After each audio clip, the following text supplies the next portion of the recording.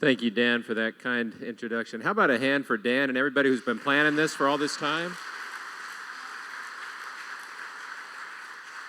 I mean, my only job now is to not mess it up because everything's been so great. Was that food awesome or what? Man, I was ready for a nap after that filling meal, and then Kobe woke us up. I enjoyed hearing you sing, Kobe. Got a little Mac Powell going there with the gravel in your voice. I like it. So thanks to everybody for being here and for giving me the privilege of sharing a few things with you.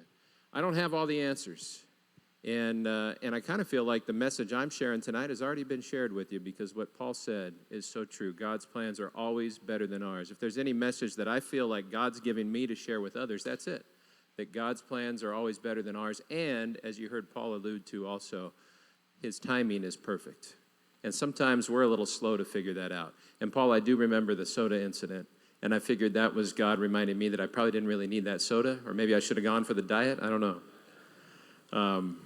Time flies, I'll tell you. God's shown me time and time again that his plans are better than mine. And I just want to share a few examples of that for you guys. Not to say that I have it figured out and I know what you need, but I know the one who knows what you need. And if you get anything tonight, I just hope that I'm pointing you to him by telling you how he's been faithful in my life in so many ways. I grew up in the center of the universe. Anybody know where that is? Say it loud. Los Banos, California, center of the universe. They haven't put the sign up yet, but I'm trying. I've been trying for a while. That was a great place to grow up. It was a small town back then before all the commuters moved in, to work in San Jose, and I don't know why they want to spend that much time in their cars, but it was a great place to grow up. You felt like you knew everybody. And, probably like a lot of you guys, I grew up wanting to be a professional athlete, playing any sport I could. Got anybody else who had that kind of dream when you were a kid? Maybe still have that dream. We got a couple Bulldogs in the house tonight who might have that dream, yeah. And I was all right. I played every sport that my parents would let me.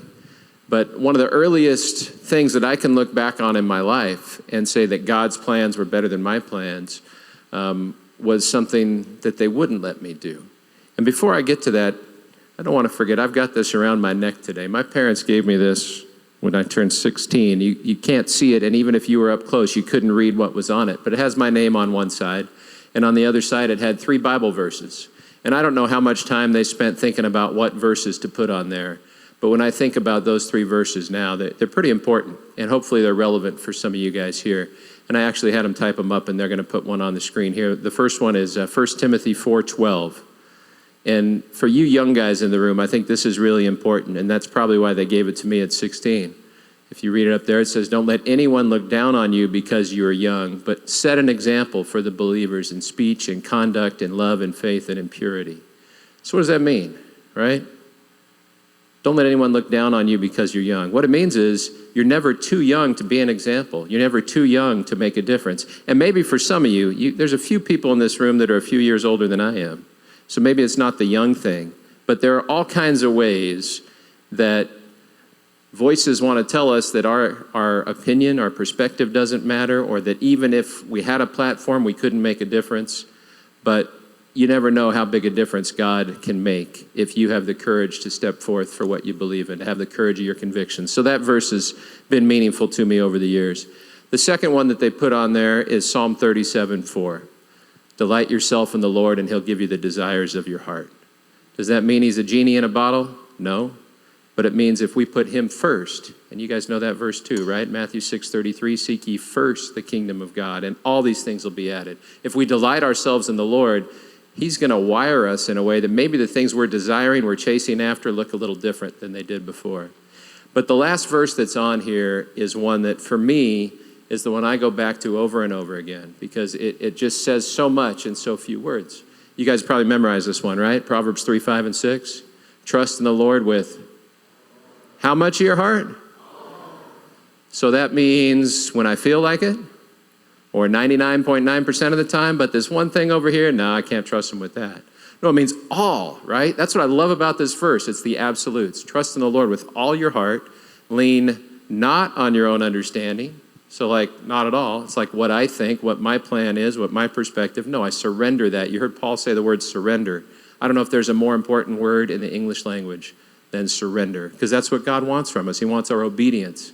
He wants us to lay aside all our thoughts and our dreams and trust him to do that. So trust in the Lord with all your heart. Lean not on your own understanding. In all your ways acknowledge him, not just when it's comfortable, not just when you're not worried about what everybody else is going to think. In all your ways, everything you do. And the promise at the end is what fires me up. What does it say? He will direct your paths. What does that mean? He's going to take you where he wants you. You may not see it. Like if I'm over here, I can't see Alton right there because I'm looking here, right? But if I keep walking and I get down here, hey, what's up, Alton, right? I mean, you guys ever experienced that? God's leading you down a path and you don't know where you're going, but once you get there, you're really glad that you listened to him instead of listening to yourself. So keep those verses in mind as I try to provide a few illustrations of how God has directed my paths in ways that I might not have liked so much at the time, maybe might have even been a little mad about, but I'm so thankful for now. So one of the earliest ones was my parents wouldn't let me play football, right? I was kind of mad about that. My grandpa was a doctor, treated too many football injuries. They said, nope, you can't play. And I'd sneak off like maybe some of you guys would and play with my buddies in the park and hope mom didn't drive by and see me. But they wouldn't let me play for the team. And I was pretty upset about that. But here's what happened. We're watching a 49er game. Any 49er fans here? All right. And this is back when they were really good. I mean, they were pretty good last year, but back when they were winning Super Bowls, not getting beat by the Rams. And we're watching the 49er game, and the announcer said something about my team, the 49ers, and he was wrong. So I was offended. I said, that guy doesn't know what he's talking about. And after my dad laughed at me a little bit, he said, well, you know, if you think you can do better, maybe you ought to become a sports announcer.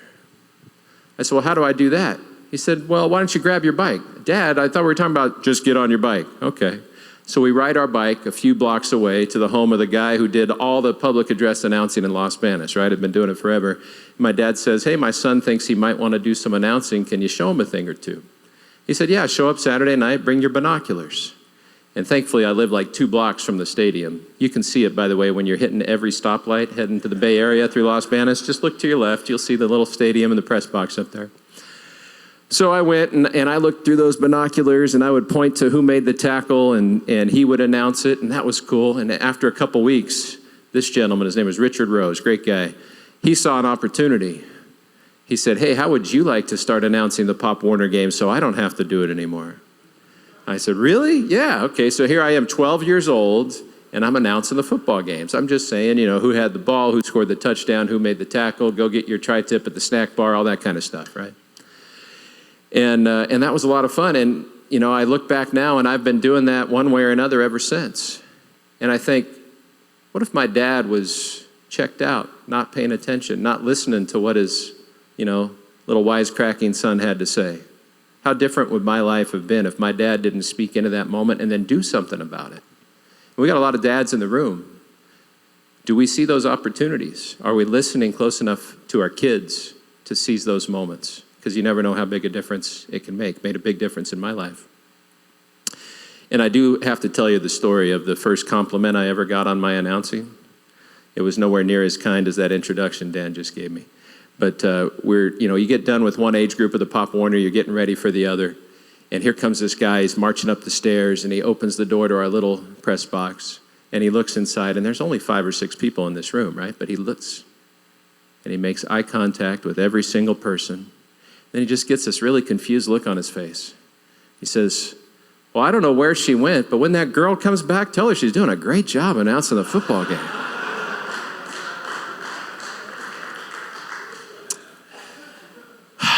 Yeah, I've been wearing that one for a long time.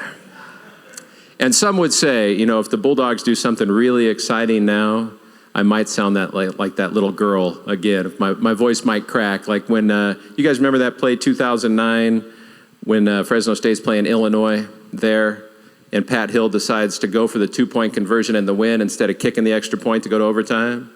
And my buddy Ryan Colburn, who loves the Lord, just heard him give a great speech a couple weeks ago. He rolls out, gets hit, gets rid of it, gets tipped up in the air, and our biggest offensive lineman, 360-pound Devin Cunningham, catches it, and as Pat would tell you, carries it like a loaf of bread, just barely falling across the goal line. Who could make that up, right? It had to go so wrong it went right. And I was calling that play, and I'd been nursing a cold because I've got basketball and football and travel, and I'll never forget, I said, Devin Cunningham, the biggest man on the field. And then that night, SportsCenter is using that call on the top 10. So I heard from all my college buddies that night. But I'm so thankful that in that case, my parents wouldn't let me play football. Even though I didn't understand it at the time, I never would have started announcing. And here I am still doing it today. And I've had so many incredible experiences that I'm so thankful for that wouldn't have happened. And somebody in that little press box said, hey, you ought to go to Syracuse University. That's where all the great sportscasters go. They didn't tell me that it snows more than any major city in America, and I wouldn't see the sun for 4 years, but I survived and had a great time. And when I was wrapping up there, I had a plan again.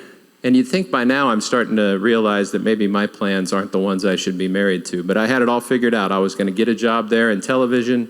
At that time, Syracuse had just played for the national championship in basketball. We had this quarterback named Donovan McNabb, who was a great hoop player too, by the way. He used to come and play with us. He was really good. So I had it figured out. I'm going to get this job and just go to work, and it's going to be great. And I interviewed for it, and I knew I had it, and maybe some of you guys have been in this position. They gave it to somebody else. So I'm thinking, man, what am I going to do now? Now I'm going to go back to California. I don't have a job. I don't know what I'm doing yet. And I am so, so thankful that God had a better plan than my plan. Because I came back here to California, and the next 3 months were the last 3 months of my dad's life. And I would have missed some time with him that was very valuable to me. My dad was a real hero to me. There's a little slide here that's got a couple pictures of my dad, so you can see what he looks like. I've never done this before, show you guys pictures of my dad. But he was an incredible guy. He was diabetic from the age of 8, and back in those days, they didn't know how to handle that. So it led to a lot of things. Kidney failure later in his life. But he was a guy who could fix anything. He could beat anybody arm wrestling. He had a crazy mechanical brain that could figure out anything, had several inventions. But more than anything, he loved the Lord. And right about the time that I was that kid, starting announcing when I was 12, he had to close up his welding and machine shop and go on dialysis 3 days a week because his kidneys were so bad. And I remember him, praying that maybe he could get a transplant. 3.5 years later, got a call in the middle of the night, come to San Francisco, there's a kidney for you. So that kidney gave him 8 extra years of his life. And I got to see, for really probably the last decade of his life, a guy who had so many things taken away from him. You heard Paul's story earlier about what he went through. If you've ever read the book of Job, you have an idea of what suffering is like and what different responses to it are. But no matter what was taken away from my dad, his strength, for a while he was in a wheelchair. By the end of his life, he was blind. No matter what happened, there was nothing that could ever steal his faith. And he inspired so many people. I still run into people who used to drive him to dialysis because people from our church, there in Los Banos at that time, it wasn't big enough to have a dialysis clinic. So we had to go to Merced or Turlock, and people from our church and friends of his would drive him 3 days a week to do that. And I'll run into them, and I thank them, and they say, no, thank you, because your dad inspired me. And they'll give me the stories of the things that he did. So I got those 3 months with my dad.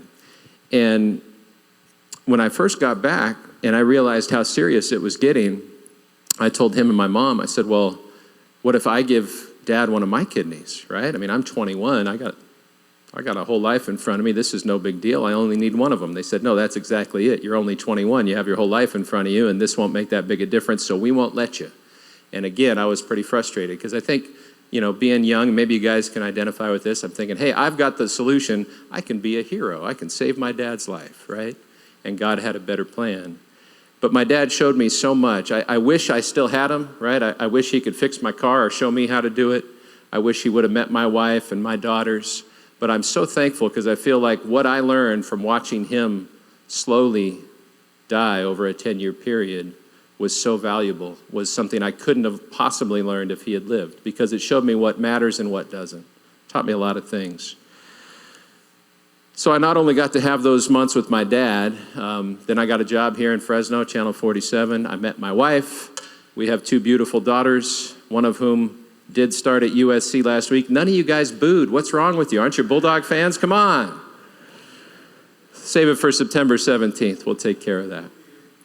Yeah, amen. We've got a real chance. I know some of you guys want to hear about that. We've got a special team this year, I'll tell you.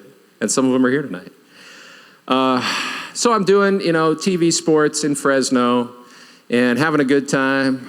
Probably covered some of your high school games, right, Alton? Yeah, back in the day.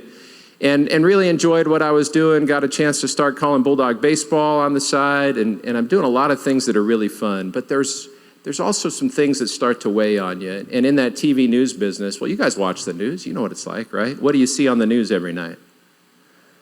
You see shooting, scandal, stabbing, fire, right? It's nothing that makes you feel good. And, I started to think about what would some of the feel-good stories be. And I'm going to share one of those in a second, but I don't want to get out of order on these slides here. Because another thing that happened was kind of funny. If you're in television sports, where do you guys think you want to work? Like, what network is the pinnacle if you think of sports on TV? ESPN, right? Everybody wants to get to ESPN. And the way you do that is, say you're in Fresno, okay, you're going to get a job in a little bigger city, San Francisco, LA, something like that. And I had an offer in Seattle and talked to my wife about it, prayed about it, just felt like, it's not the right time.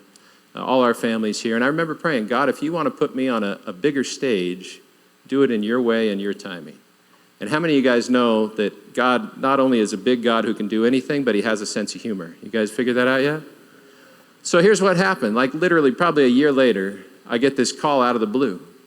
This guy says, Paul, my name is Bob. I'm with ABC Sports. I'm the producer of a few shows you've probably watched over the years. Monday Night Football, the Indy 500, Wide World of Sports. And he pretty much names everything I've ever watched. He says, and this year, we're going to put the National Spelling Bee in prime time on ABC. We have Robin Roberts from Good Morning America to be our host, but we need someone to announce it with her who knows something about the competition. And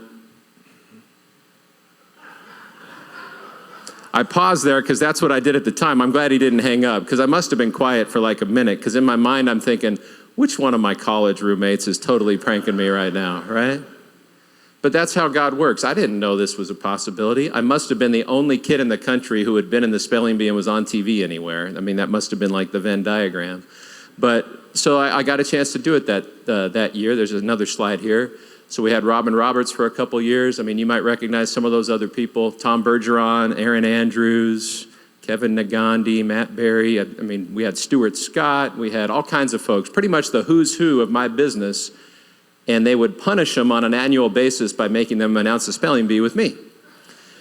But so here for, since 2006, every year they fly me back to Washington. I'm on national TV talking to all these people for a spelling bee of all things.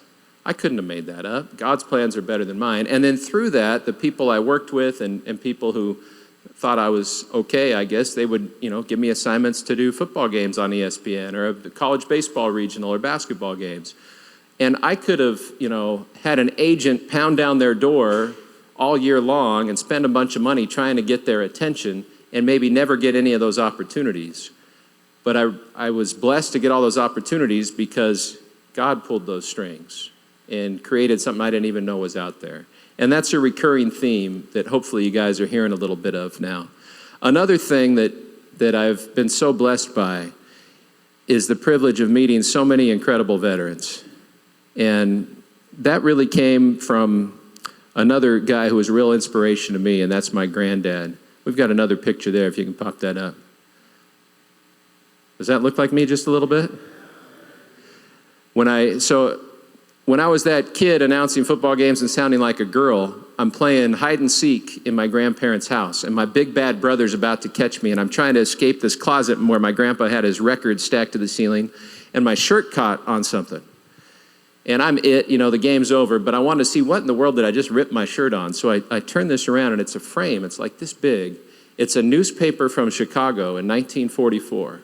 And it says in giant red letters, Chicagoan saves 26. And it was about my grandpa. He got a Silver Star, one of the highest medals you can get for pulling 26 people out of burning tanks.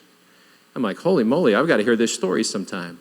So all those years where I'm doing TV and, like I just said, the shootings, the stabbings, the scandals, all that stuff that weighs you down, I thought, what could we do that would actually lift people up a little bit. And I thought, hey, what if I go interview my grandpa and a few other World War II guys, and we'll make it like a month-long series, and maybe that'll inspire people. And I'll never forget my boss, who was a big old guy, he's like 6'8". He looks down at me and says, "Nobody wants to hear a bunch of old guys talk." No reaction to that? I love hearing old guys talk. But, you know, it was something, you guys ever have something like this where God puts something on your heart and it just won't go away? It just kept coming back. And finally, I'm not advising this for you young guys to defy your bosses, but finally I said, you know, they're expecting me to fill like 18 minutes of this hour-long newscast. I'm just going to take some of that and do these veteran stories and see what happens. And I'm so glad I did, because it's changed my life. I interviewed my grandpa and a few other vets, and I just got hooked, because what would happen every single time is I'd wrap up, you know, maybe an hour or two at this veteran's home, and here's the wife or the son or the daughter in tears saying, "I've never heard that before." And at this point, this is 2005, I started doing that. That's 60 years after the end of World War II, and a lot of these guys had never talked about it. Their families didn't know the things they had done when they were 17, 18, 19 years old, things that I can't imagine doing. So it's been so powerful, and I've been doing that one way or another ever since. But there's something that my grandpa said when I was talking to him that really stuck with me. I asked him about that incident. Can you guys imagine? Their column was hit by German artillery, the 88s, the anti-aircraft guns that they would lower and use against vehicles too. So they hit the front of the column and the back, and they're on this road where you can't turn around. So the Germans are just picking off every single vehicle. It's a catastrophe. And my grandpa and his Jeep driver keep going in and pulling guys out. So I asked him, I said, "What were you thinking? Everybody was ducking for cover and you guys kept going back in. What were you thinking?" He says, "What was I thinking? I thought I was going to get killed." And I said, "Well, I'm glad you didn't." And he said, "Yeah, you wouldn't be around." And I did the same thing as you guys. I laughed, and then it kind of sunk in, right? It's like, have you ever laughed with a broken rib? Right? It's like, ha, ha, ha, ooh. It was like that sobering reality that's true. I would have never been born if my grandpa didn't make it back from the war. I don't know how many of you guys in this room are in that same spot. And we have, how many veterans do we have here tonight, by the way? Can you raise your hands? Can we give those guys a hand? Thank you for serving. I was talking to Mike earlier tonight. He showed me a picture of his dad on his World War II battleship. It said they shot down 7 kamikazes from that gun his dad was on. I mean, if one of those made it through, Mike wouldn't be here tonight. How many of us in this room are really in that spot? And it's a humbling thought to think about. And since then, I mean, that's 17 years ago. I've interviewed over 1,000 World War II vets, and almost every one of them has at least one moment like that where it could have been them. You know, and maybe they see God's hand in it, maybe they don't. But I see God's hand in it. And I see the things that they came back here and built. I see those of us who are here today. It's been such a privilege to do that. And one of the cool things that came out of that's another God story, and there's a guy here tonight who's a big part of it, was Central Valley Honor Flight. So speaking of miracles, in 2008, Fresno State won the College World Series. You guys all remember that? That was unbelievable. I mean, it was the greatest underdog story of all time.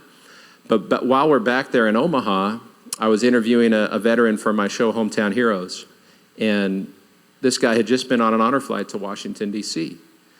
And so I came back and I talked to a few people. I said, "Hey, why don't we do this from Fresno?" And I was too busy. I had young kids. These other people were too busy. Nothing happened. And it is so funny how God works. A few years later, I think this was 2012, all of a sudden I would get a call every weekend after my show was on the radio with this lady saying, "When are you going to bring Honor Flight to Fresno?"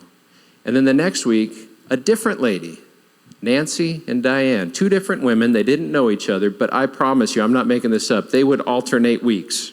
They would both call me every other week, and it was so every week I'm getting a call saying, "What are you going to do about this?" And I didn't feel like I could do anything about it.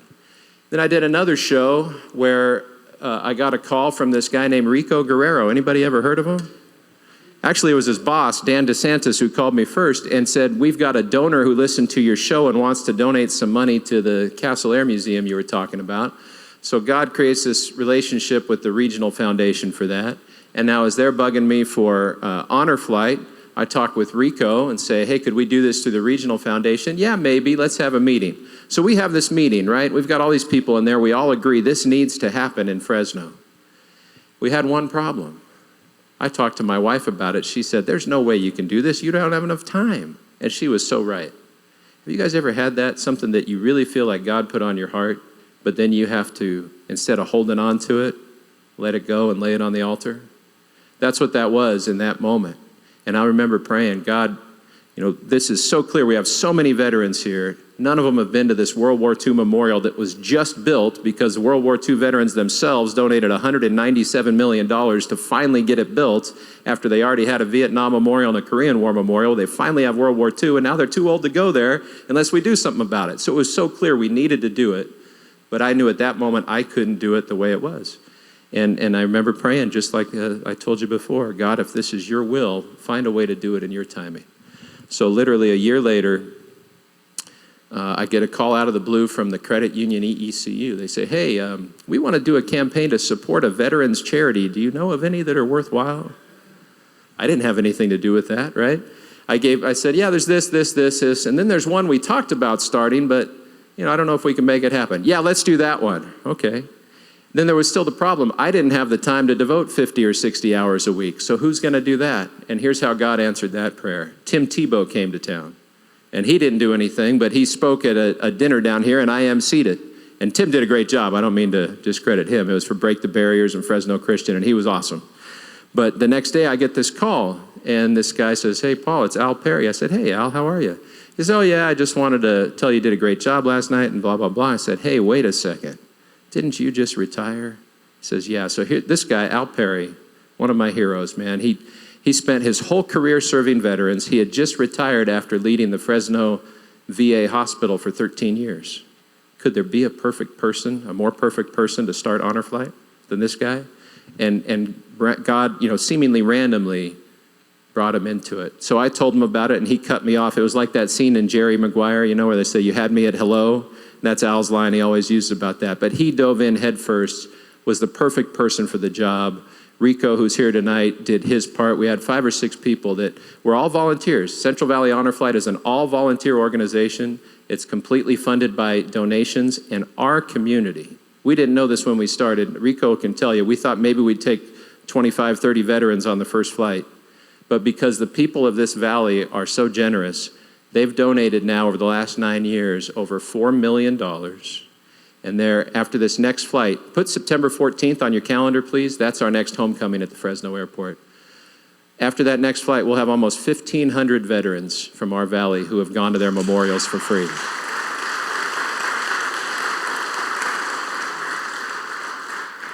And that is not me. That's not Rico. That's not Al or Bruce or the other guys that we had starting it. That was God's plan. And it's been incredible along the way. And every time we do one, we have more people who come to us with ideas. High school kids have raised thousands and thousands of dollars for us. And I don't want to ramble too long. I know it's been a long night, but I just want to share a couple more things about that. How many of you guys have been to one of our honor flight homecomings? All right. Well, the rest of you have a date to circle. September 14th, and then our next one will be October 19th. Since you're Bulldog fans, on October 19th, we're also going to have Coach Tedford there and do his radio show at the airport and welcome home the vets. So put those in your phones right now. But when you come, this is what you're going to see. And tell me where else you can see this anywhere, okay? You're going to look around at the crowd, and you're going to see literally age 0 to 100. I'm not exaggerating. We have babies that are like a week old there, and we've got guys past 100. You're going to see every ethnicity, every tax bracket, every religious persuasion, every political ideology. Think of anything that our society divides over. All those people are there, and they're united in support of our veterans. They realize that freedom isn't free, and that most of us didn't pay the price that these men and women did. So as soon as those doors open and the guys come marching out, I'm getting goosebumps right now just thinking about it, and I've gotten goosebumps all 21 times we've done this. You hear the band playing. We get the Clovis Community Band there. The flags are waving. We've got cheerleaders there with their pom-poms.